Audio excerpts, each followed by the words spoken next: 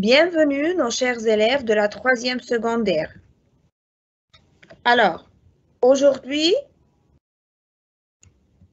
on va travailler ensemble dans cette séance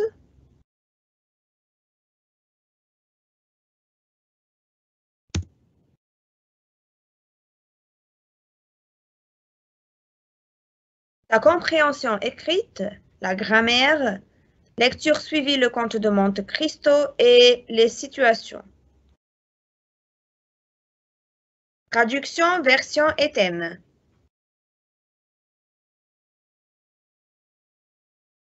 La compréhension.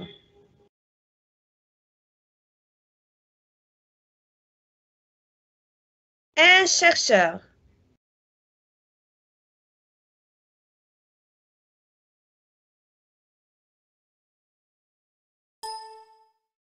Adrien Demange est chercheur au centre de recherche en génétique des végétaux. Il donne aussi des cours à l'université. Il est 22 heures. Il rentre chez lui. Adrien, excuse-moi, je suis en retard.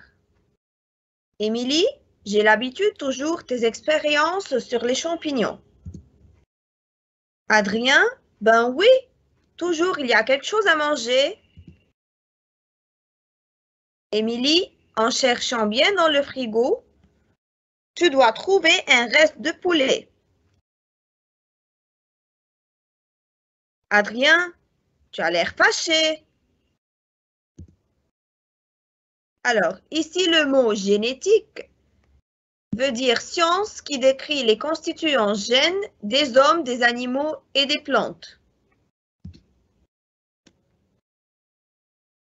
Champignons. Voilà, ça c'est l'image.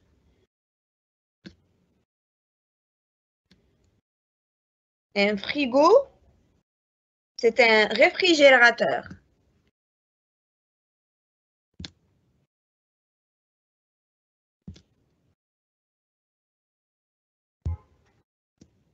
Émilie, Adrien, ce n'est pas en travaillant jusqu'à 10 heures du soir pour minadier que tu deviendras chef de service.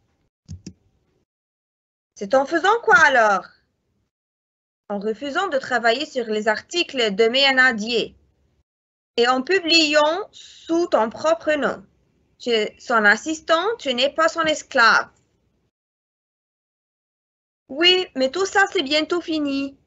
Paul Pignon prenant sa retraite en juin, c'est moi qui dois lui succéder. Émilie, ne vends pas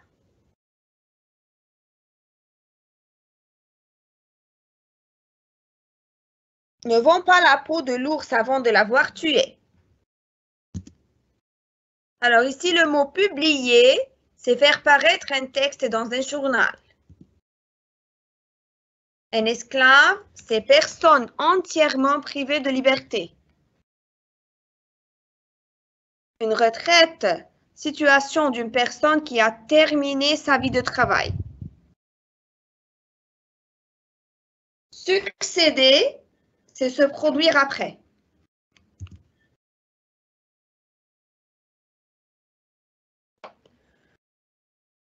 Ne vends pas la peau de l'ours avant de l'avoir tué, c'est ne fête pas ta victoire avant de l'avoir remportée.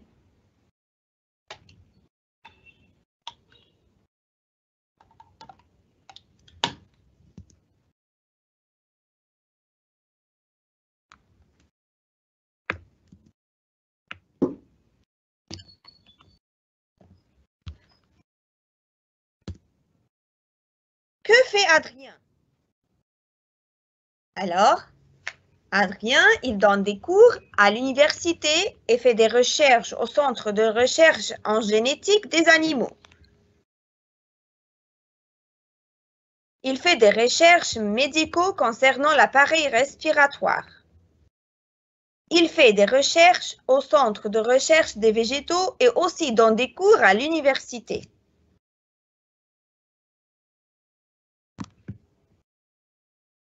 Alors, il fait des recherches en génétique des virus. Alors, la réponse, selon le texte, il faut toujours avoir recours au texte. Alors, voilà, très bien. Il fait des recherches au Centre de recherche des végétaux et aussi donne des cours à l'université.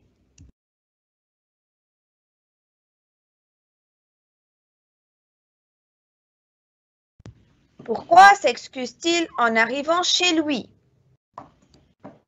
Alors, comme nous avons vu dans le texte, il est rentré tard de son travail et puis il s'est excusé. On va savoir maintenant pourquoi. Car il devait retourner à son travail parce qu'il avait oublié son ordinateur, car il est arrivé trop tard, car il a oublié d'acheter des sucreries pour ses enfants, car il n'a pas averti sa femme qu'il allait se tarder.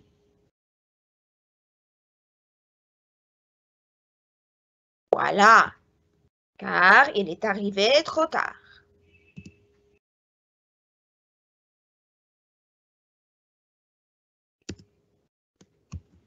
Qu'est-ce qu'il y a à manger dans le frigo?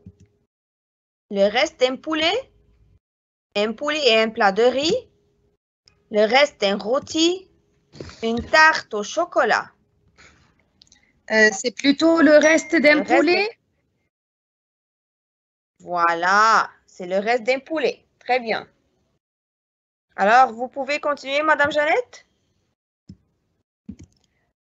Pourquoi Émilie est-elle fâchée? Pourquoi Émilie est-elle fâchée? Car son mari est arrivé tard, car elle voit que son mari n'est pas ambitieux, car elle n'aime pas le travail de son mari, car son mari a subi une diminution de son salaire. Quelle est la bonne réponse là? Oui, car elle voit que son mari est arrivé tard, oui. Et aussi, il n'est pas encore ambitieux, voilà. Voilà, il n'est pas encore ambitieux, c'est ça. Maintenant, quand Paul Pignon prendra-t-il sa retraite? Au mois de juillet, avant le mois de juin, après le mois de juin, au mois de juin? Alors, c'est au mois de juin. Voilà, c'est au mois de juin. Maintenant, le texte de Marie Curie, Une vie pour la science. C'était le soir du 28 mars 1902. Marie et Pierre Curie étaient restés tard dans leur laboratoire de la rue Lomond et allaient rentrer chez eux. Avant de sortir, Marie s'est retournée sur la table. Dans l'obscurité, les petites coupelles émettent une lumière bleue. À ce moment-là, Marie a su qu'elle avait enfin isolé le radium, cet élément chimique sur lequel elle avait travaillé les 5 années précédentes. Le mot obscurité, ça veut dire le fait d'être dans un lieu sombre. Alors, le contraire de obscurité, c'est une clarté. Le noir, une clarté. Coupelle. Le mot coupelle veut dire une petite coupe. Verbe émettre. Émettre, ça veut dire envoyer des sons, produire des sons. Isoler, c'est séparer et mis seul.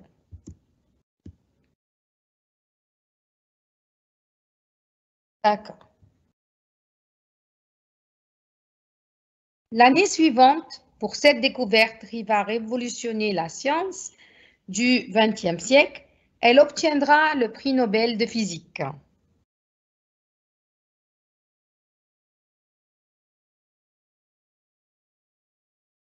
Maria Skolodowska était née en Pologne en 1867.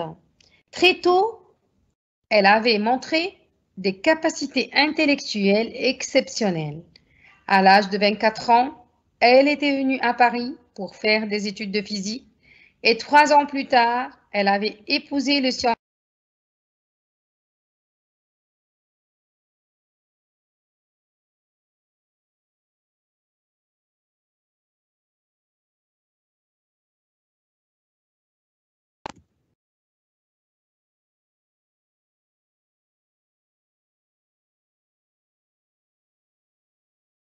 Mais tout a commencé ce jour en 1897 où Marie a choisi comme sujet de thèse l'étude des éléments radioactifs.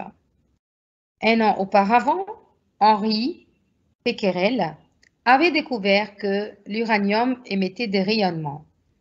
Marie a alors une intuition. D'autres éléments peuvent être radioactifs. À partir de ce moment, malgré des conditions de travail difficiles, elle consacrera toute son énergie à ses recherches. Consacrer, ça veut dire employer son temps à quelque chose de précis.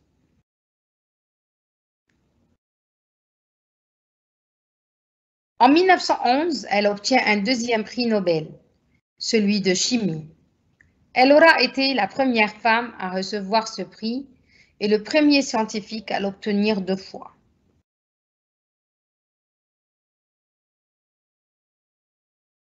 Où travaillaient Marie et Pierre Curie? Est-ce que c'est à l'université Jagiellon de Cracovie, en Pologne, dans leur laboratoire, dans leur bureau à l'université de Paris, où ils travaillaient? Dans leur bureau, dans leur laboratoire, oui.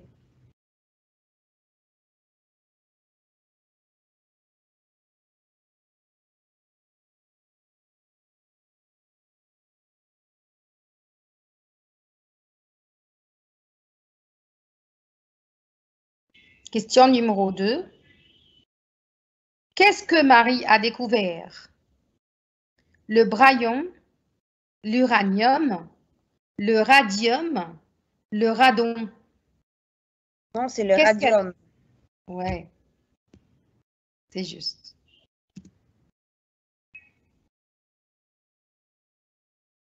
Combien de temps a-t-elle travaillé avant d'isoler le radium? 5 années, 50 années, 4 années, 10 années? 5 années. Voilà, ils ont dit qu'ils ont travaillé pour 5 années.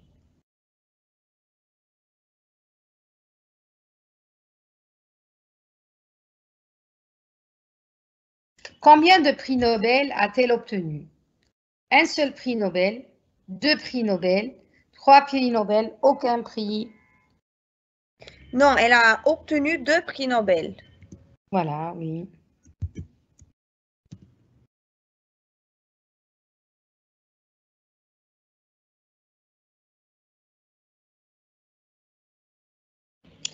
Maintenant, lisez le texte, trouvez la chronologie de la vie de Marie Curie.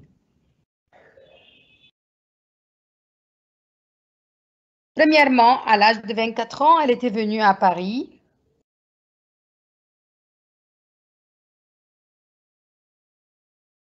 On va mettre le tout en ordre et puis on va lire l'histoire de vie de Marie Curie. 3 ans plus tard, elle avait épousé le scientifique Pierre Curie. Oui. Ou bien 1 an auparavant, Henri Becquerel avait découvert l'uranium. Alors, d'après les dates, on va essayer de mettre l'ordre chronologique de la vie de Marie Curie. Bon, la réponse est...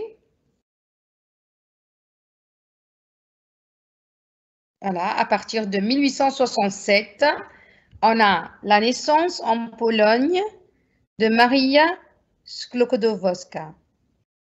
En 1891, arrivée à Paris pour faire des études de physique. En 1894, son mariage avec le scientifique Pierre Curie. Après le mariage, Madame Nancy, s'il te plaît, l'autre écran. Oui, ok, je vais essayer. Voilà. Le mariage avec Pierre Curie et puis en 1897, le choix de l'étude des éléments radioactifs comme sujet de thèse. 1898, Henri Becquerel a découvert l'uranium. 1902, sa découverte du radium. 1903, son reçu d'un prix Nobel de physique. 1911, son reçu d'un deuxième prix Nobel de chimie. Voilà.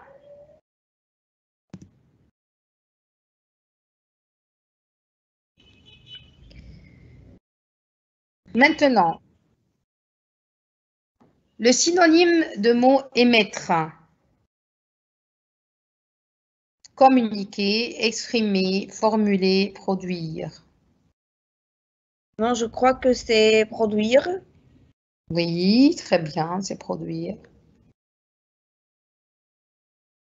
Le synonyme de mot isolé. Protéger, séparer, étonner, fréquenter.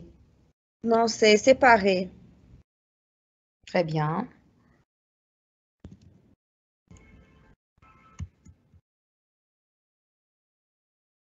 Le synonyme de consacrer. Sacrifier, vendre, employer, abolir.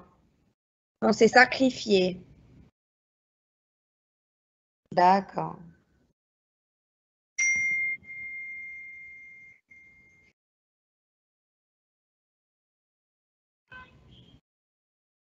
Le synonyme du mot obscurité. Ambiguïté, ombre, assombrissement, imprécision. C'est assombrissement, oui. Allez, très bien.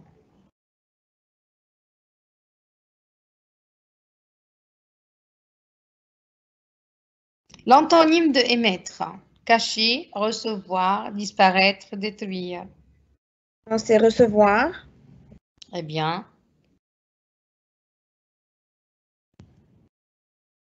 L'antonyme du mot isolé. Grouper, arranger, classer, diviser. Non, c'est grouper. Voilà. Isolé, c'est séparé. Alors là, le contraire, c'est Grouper, oui. grouper. L'antonyme du mot consacré.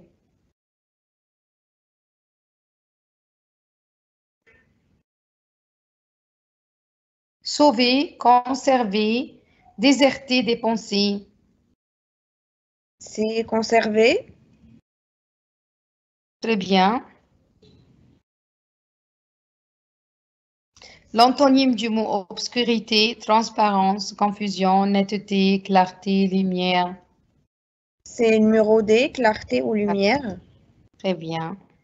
On l'a vu même dans le texte. Oui. Maintenant, avec la grammaire. Oui. On va travailler aujourd'hui une leçon un peu facile, mais il y a beaucoup de points là-dessus. Le participe présent. Repérer les verbes conjugués au participe présent.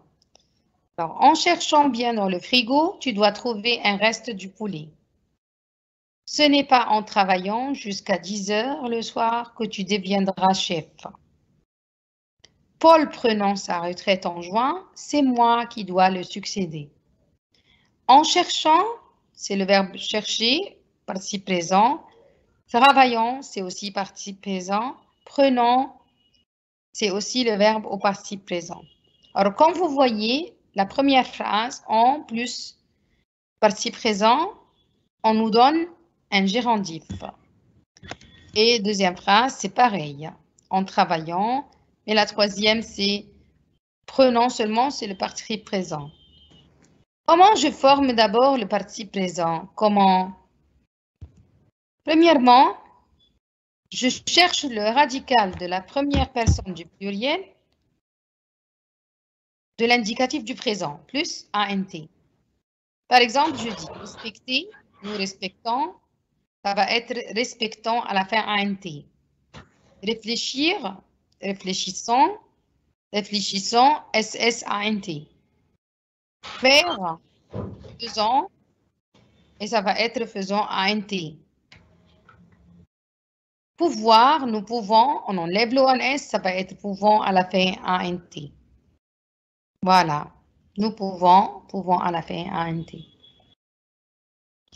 Tous les verbes suivent la même règle sauf savoir, sachant, avoir, ayant, être, étant.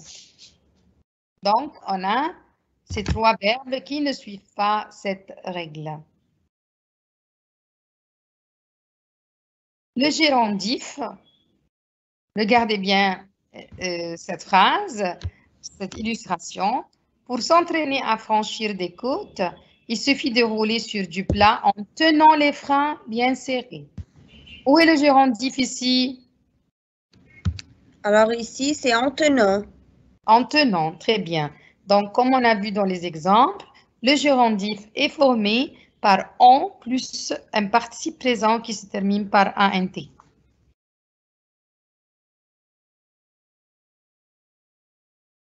Je pars, je ferme la porte. En partant, je ferme la porte. C'est la même chose, la même règle, sauf les 3 verbes irréguliers, savoir en sachant, l'auxiliaire avoir en ayant, l'auxiliaire être en étant.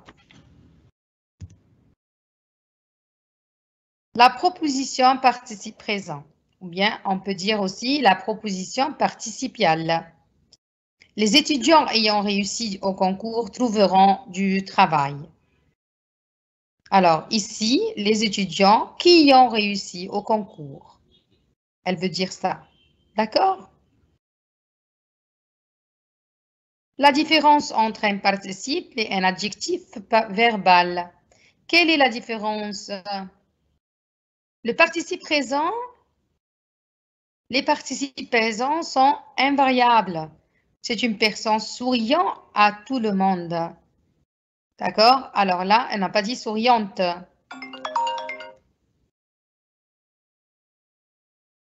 Dans les adjectifs, c'est le contraire. C'est variable, c'est une personne toujours souriante. C'est comme si souriante ici, c'est un adjectif. Alors là, je dois faire l'accord avec le mot qu'il qualifie. Donc, faites attention qu'il y a beaucoup d'adjectifs qui peuvent avoir la même forme qu'un participe. Comme méchant, par exemple. C'est pas un participe présent, c'est un adjectif. Oui. La proposition participe présent en caractérisant un nom. Comme quoi, voilà, les étudiants ayant réussi au concours trouveront du travail. Voilà, les étudiants qui ont réussi au concours trouveront du travail. La proposition participe indiquant une circonstance. C'est-à-dire quoi? C'est-à-dire ça remplace un complément de temps, ça remplace un complément de cause. Voilà. Charlotte, n'ayant pas fait ses devoirs, le ciel étant nuageux, Paul n'aimait pas sortir, nous resterons à la maison dimanche. C'est un exemple qui se trouve dans le livre. Et là, il veut dire que c'est parce qu'elle n'a pas fait son devoir, parce que le ciel était nuageux. Alors, on peut trouver un participe présent qui peut exprimer, comme je viens de dire, un temps, une cause, une condition.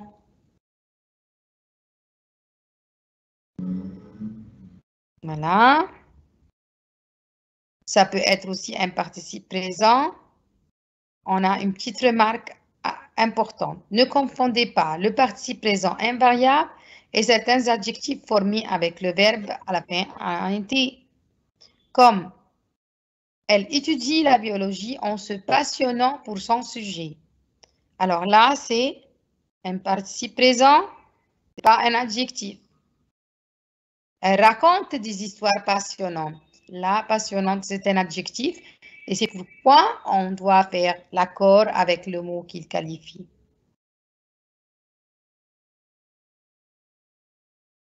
Remplacer les propositions circonstancielles par un gérondif.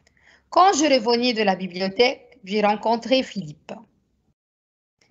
Alors ici, ici là, oui. Allez, Madame Nancy. Ici, la proposition circonstancielle, c'est quand je revenais de la bibliothèque. Alors, et le gérondif, je le forme en utilisant un plus le participe présent du verbe. Alors ici, ça sera en revenant de la bibliothèque, j'ai rencontré Philippe. Très bien. Très bien. Alors, deuxième phrase. Si je faisais ce régime, je pourrais peut-être perdre du poids. Moi aussi. Si et si, ça indique une condition. Alors, puisque j'ai même sujet, donc j'ai le droit de faire un gérondif. Qu'est-ce que je peux faire Oui, en faisant. Très bien. En faisant ce régime, je complète la phrase, je pourrais peut-être perdre du poids moi aussi.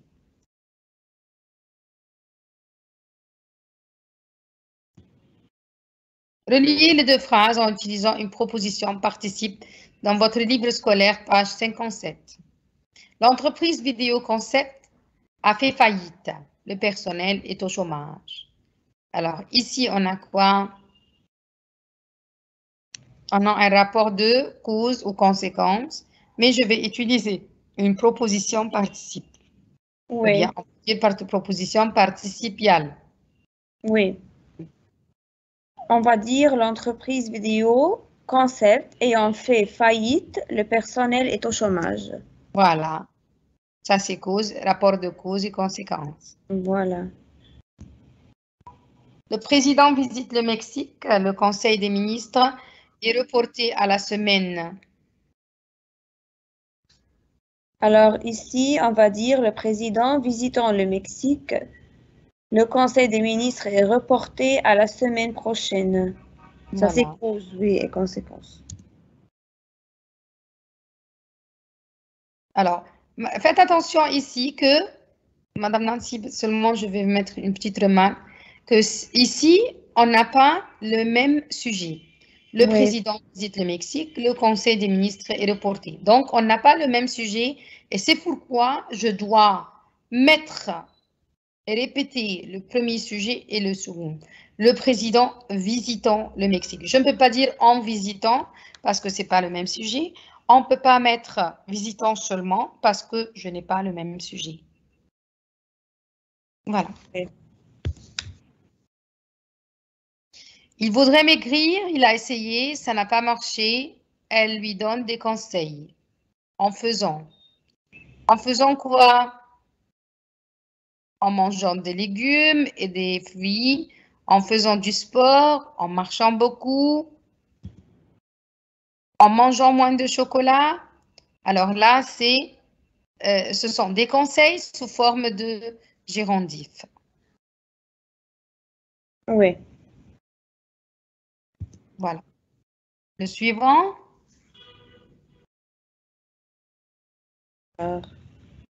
Le comte de Monte Cristo. Madame Nancy. Oui.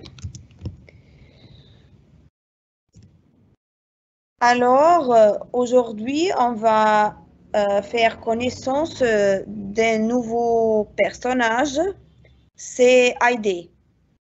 Alors, on va voir ensemble quelle est sa relation avec le comte de Monte Cristo et ce qu'elle faisait.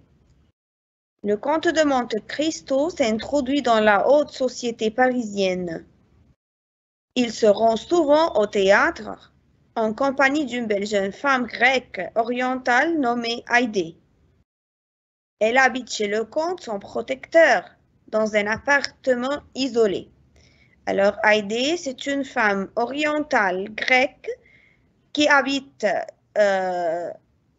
avec le comte de Monte Cristo, mais dans un appartement isolé, c'est-à-dire dans un appartement un peu séparé. Le comte lui rappelle qu'elle est maintenant à Paris et qu'elle peut par conséquent sortir à son gré et faire ce qu'elle veut, le quitter et chercher un autre homme. Alors ici, il paraît qu'elle n'est pas habituée à sortir seule, à sortir n'importe quand et n'importe où, car les traditions orientales sont un peu différentes que celles de Paris. Alors maintenant, le comte lui rappelle qu'elle est maintenant libre, elle peut sortir, elle peut chercher d'autres hommes si elle voulait habiter ailleurs. Elle lui dit qu'elle n'a jamais aimé que son père et lui, le comte c'est-à-dire. Elle lui dit qu'elle se rappelle toujours de son père et qu'il est devant ses yeux et dans son cœur.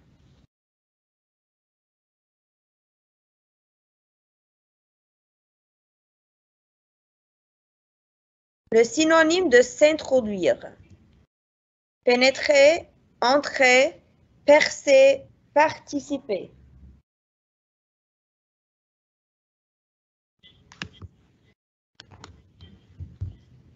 Ça dépend aussi du contexte. Oui, c'est pénétrer dans la haute société parisienne.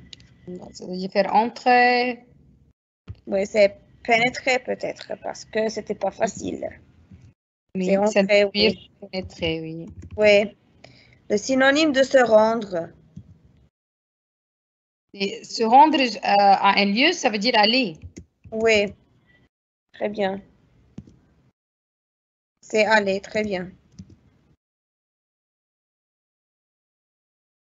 Le synonyme de protecteur. C'est indépendant, favori, maître ou propriétaire. Ici, dans le contexte, elle veut dire son maître à elle. Bien. Le synonyme de isolé, c'est séparé, solitaire, interdit ou éloigné. Oui, le synonyme, c'est isolé, c'est séparé. Voilà, elle habite dans un appartement séparé, oui. Le synonyme de gré. Volonté, désaccord, goût, enthousiasme. Alors, à son gré, c'est-à-dire à son goût. Voilà, son goût. Et il y a quelque chose aussi, il y a une expression qui dit malgré son gré, c'est-à-dire malgré sa volonté. Oui, voilà.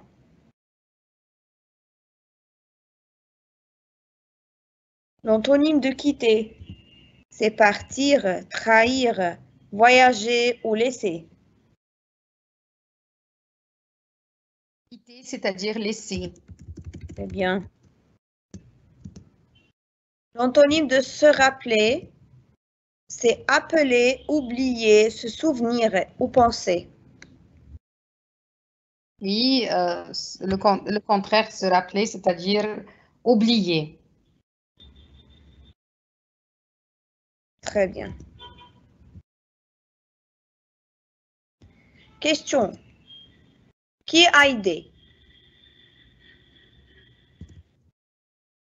Haïdé, c'est la belle-fille grecque qui habite chez le comte de Monte Cristo, qui est son protecteur, qui l'a sauvée des mains des vendeurs d'esclaves. Oui, c'est très bien. Pourquoi Haïdé ne pouvait pas être libre avant?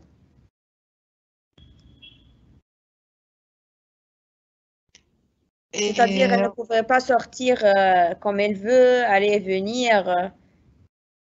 Sa tradition, peut-être orientale, l'empêche de vivre à son gré. Très bien. Car elle est de l'Orient, dont la population a des traditions différentes à celles de Paris. C'est pourquoi le comte lui fait comprendre qu'elle est maintenant libre de le quitter et de faire ce qu'elle veut. Très bien. Haïdé a-t-elle l'intention de quitter le comte? Pourquoi?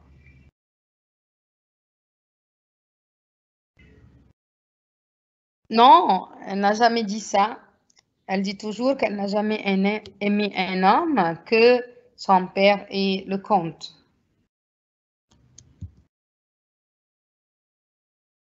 Maintenant, avec les situations.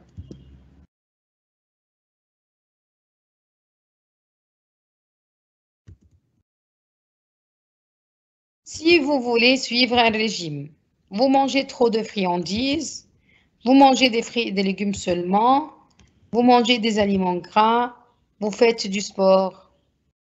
Non, c'est sûr, on va faire du sport. C'est juste aussi manger des fruits et des légumes, mais pas seulement. Mais pas seulement, voilà.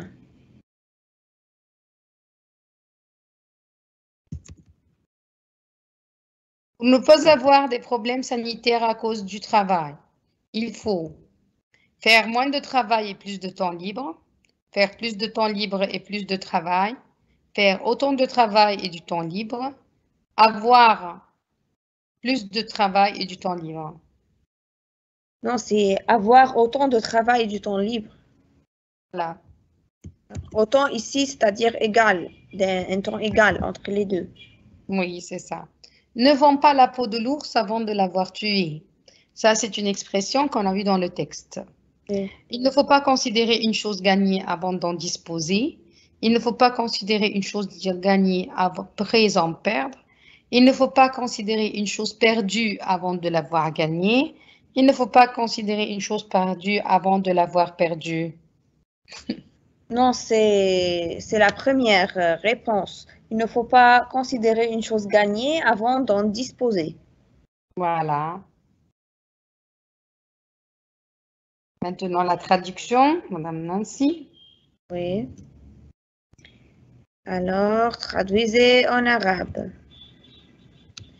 Les internautes utilisent les réseaux sociaux pour s'informer et découvrir les faits divers les plus insolites et exceptionnels, accidents hors du commun, événements étranges, découvertes inattendues et inventions les plus délirantes. Alors, on a ici les internautes, c'est مستخدمين الإنترنت. Les réseaux sociaux, c'est وسائل التواصل الاجتماعي. Les faits divers, حوادث. Insolite, c'est-à-dire غريبة. Exceptionnel, استثنائية. Alors, on a le mot délirante, c'est جنون. Alors, تفضلي مدام جانيت. يستخدموا الإنترنت يستعمل مستخدمو الإنترنت وسائل التواصل الاجتماعي للاستعلام واكتشاف الحوادث الأكثر غرابة والاستثنائية والحوادث الخارجة عن المألوف والأحداث الغريبة والاكتشافات الغير متوقعة والابتكارات الأكثر جنوناً. C'est très bien. Traduisez en français. تم مؤخرا افتتاح دار الكتب المصرية بجنوب القاهرة في احتفالية كبيرة، وذلك بعد سنوات من العمل المستمر في التجديد والترميم، وهي تضم الآلاف من كتب التراث الإنساني في شتى المجالات الأدبية والتاريخية والثقافية والعلمية. Alors, on a مؤخرا, c'est récemment. On a Dar el-Kutub al-Misriya, c'est le foyer des livres égyptiens. Iftitah, c'est l'inaugurer, le verbe inaugurer ou le nom inauguration. Ihtifaliya kabira, une célébration grandiose. Tagdid wa tarmim, c'est rénovation et restauration. On a Adabiya, c'est littéraire. تاريخية, historique, culturelle, ثقافية, et علمية, c'est scientifique. Alors, Madame Jeannette? Le foyer des livres égyptiens a été récemment inauguré au sud du Caire dans une célébration grandiose. Cela a été réalisé après des années de travail continu à la rénovation et la restauration. Ce foyer renferme des milliers de livres du patrimoine humain dans les divers domaines littéraires, historiques, culturels et scientifiques. Voilà. On est arrivé maintenant à la fin de notre séance et avant, on doit remercier tous les gens qui ont contribué à préparer cette séance pour qu'elle puisse voir le jour.